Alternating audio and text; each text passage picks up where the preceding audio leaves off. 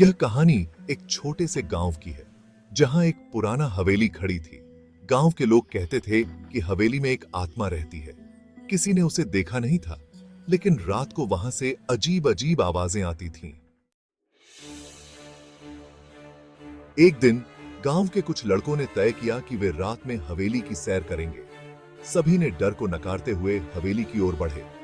रात का समय था। चांद की रोशनी में हवेली और भी डरावनी लग रही थी। जब वे हवेली के दरवाजे पर पहुंचे तो एक तेज ठंडी हवा चली।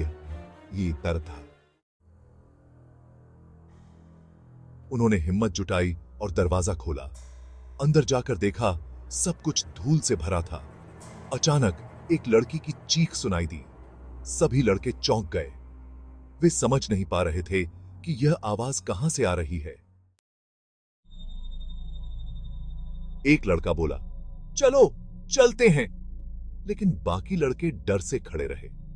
तभी एक पुराना पियानो अपने आप बजने लगा। सबकी धड़कनें तेज हो गईं। पियानो की धुन सुनते ही एक धुंधली आकृति उनके सामने आई। वह एक लड़की थी जिसके कपड़े पुराने थे और आंखों में दर्द था। एक लड़की है। लड़की बोली, मुझे यहां अकेला छोड़ दिया गया था। उसकी आवाज में इतनी पीड़ा थी कि सब लड़के डर के मारे भागने लगे। लेकिन एक लड़का, जो सबसे बहादुर था, रुक गया।